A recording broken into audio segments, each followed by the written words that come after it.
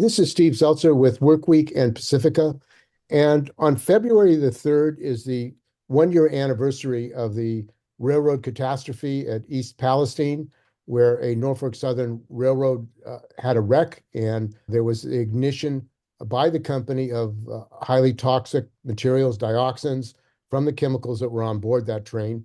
And since that time, the residents and workers in East Palestine and workers that came in there, including EPA workers, have been getting sick in East Palestine as a result of those toxins. And on the 1 year anniversary, there's going to be a conference of trade unions and others on Zoom, as well as talking with the residents and workers about how they've been affected 1 year on, because unfortunately, the nightmare continues in East Palestine for the residents and workers. And joining us is Chris Albright. He is a member of LIUNA, who is a pipeline worker, and he has been fighting for his health care, which was shut off on January 1st of this year. So welcome to our show, Chris. I'm glad to be here. Thanks for having me.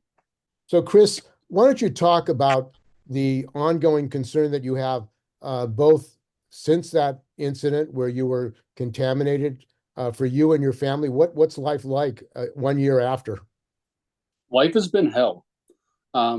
Since the derailment that happened on February 3rd, I was diagnosed with congestive heart failure, which actually transitioned into severe heart failure.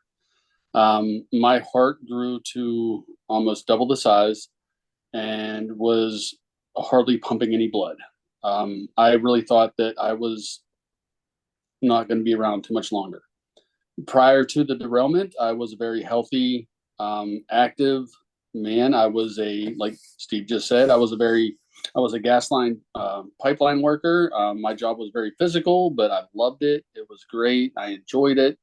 My family was healthy. Everything was going good up until that point.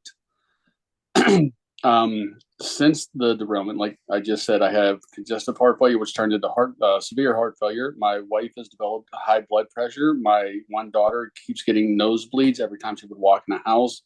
My youngest daughter was getting rashes. All this stuff has been going on. Since the derailment, and because of my heart failure, I have been unable to work since April 13th of last year.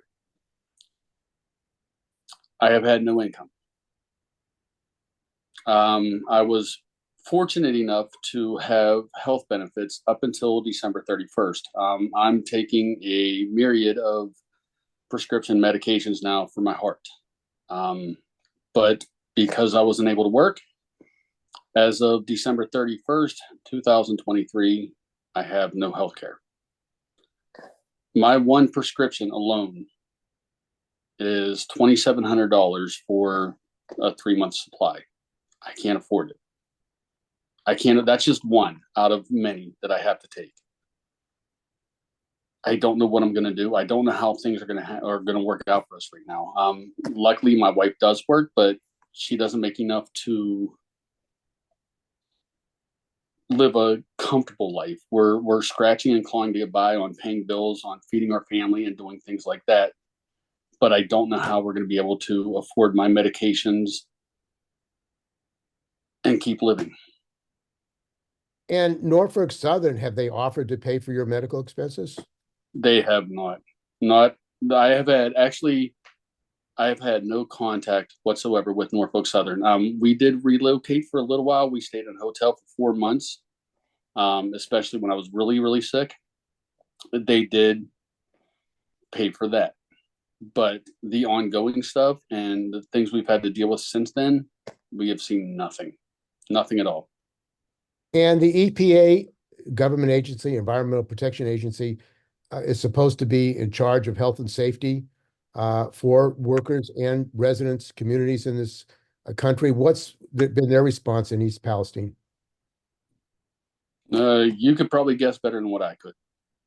We have had pretty much very little response from the EPA. I have said a couple different times, I was in a major newspaper back in August. The day after that article came out, I had a phone call which I didn't recognize the number, so I let it go to voicemail. And after I listened to the voicemail, it was the EPA who called me up. The day after that, they were at my door.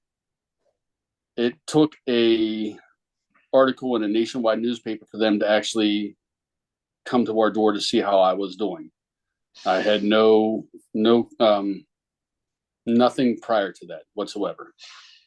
And there must be a lot of stress of other residents in the community. You live, I understand, a half a mile from where this incident took place. You weren't informed, your family was not informed about the danger of these dioxides that were being ignited. So there are probably many other residents in your situation who have serious health problems. Is that your concern? Absolutely, absolutely. If I was to walk out my front door and walk down the street, there is a number of vacant houses. People have moved away. People are still here who are still being affected by this, but don't have any means to do anything about it. We can't just pick up and move. You know, a lot of people, I have a family member who lives in Texas, and his first thought, you know, that he told me was, get out of there, move. I can't, especially now that I'm not working. I don't have income right now. Nobody's going to give me a loan. Nobody's going to do anything to help me out with that. How am I supposed to do that? You know, my wife has been in this house for 20 years now, 19, 20 years. We can't just pick up at a moment's notice and move. And I know that there are other families in town. I know of plenty of them that are experiencing the same thing. And has Norfolk Southern offered to buy your house and allow you to move so that you can No. get income from your house? Nope, not at all. They should? I definitely think there should be something going on. They really need to do something to help us out. Again, they did let us live in a hotel, which living in a hotel when you have 4 people and 2 dogs is not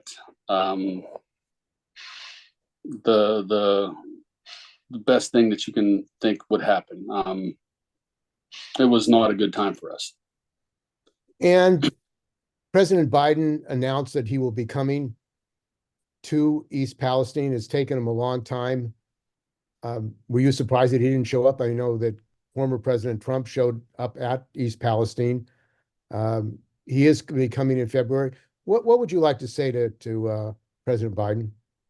Oh, there's a lot I'd like to say to him. A whole lot. Number one, what took you so long? Why did you wait a year to come and see us? That is number one. Why did you wait so long? Number two, you absolutely need to declare this area as a national disaster area.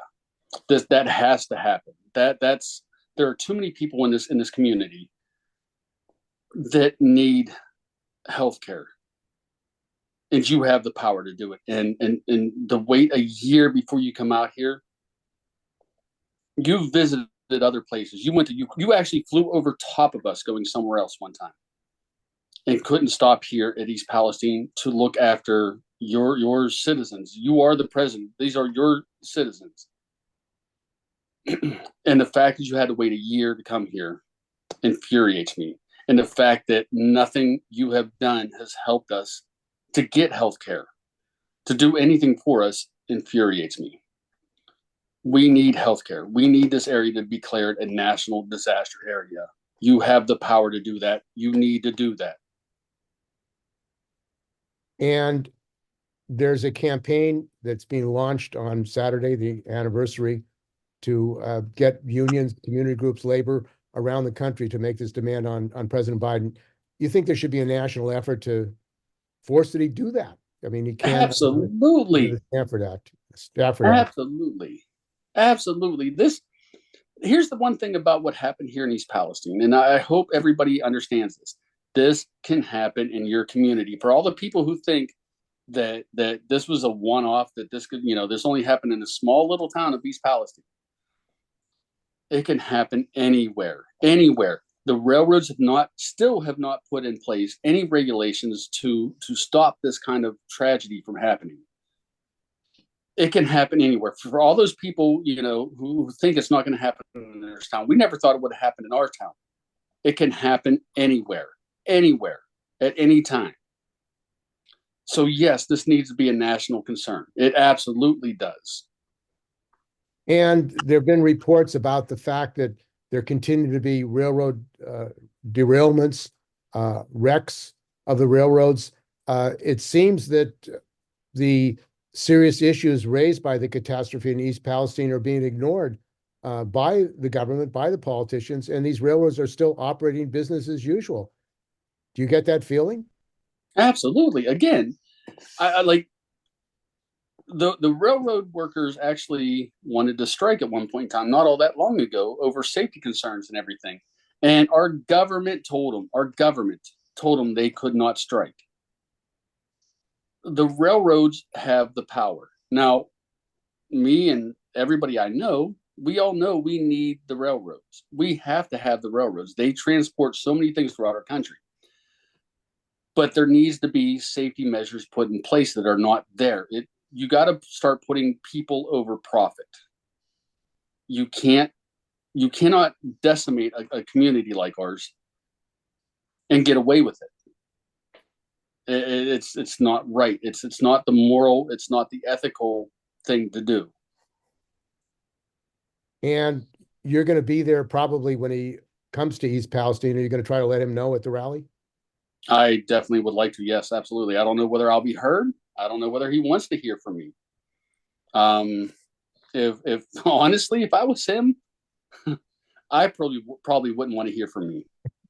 But if he declares it a mass casualty incident site under the Stafford Act and provides health care to all the residents and workers of East Palestine, and he's running for president, it seems that that would be, from a political point of view, something he should do. Absolutely. But again, it comes back to why weren't you here before, and why didn't you do this before? It almost plays into me as it almost being a political stunt because it is an election year and he's coming here a year later. But regardless of that, if he does come here and declares this to be a mass casualty site and helps us out on that end, I will be the first one to tell you I'll go up and shake his hand and thank him for doing so. Okay, well, thank you very much for joining us. We've been talking with Chris Albright. He's a pipeline worker with the LIUNA, and he has run out of his healthcare benefits on January 23rd, and he's fighting for his life, and he's got something to say to President Biden and the EPA about the need for healthcare for himself, his family, and the residents of East Palestine. So thanks for joining us, Chris. No, thanks for having me. I appreciate it.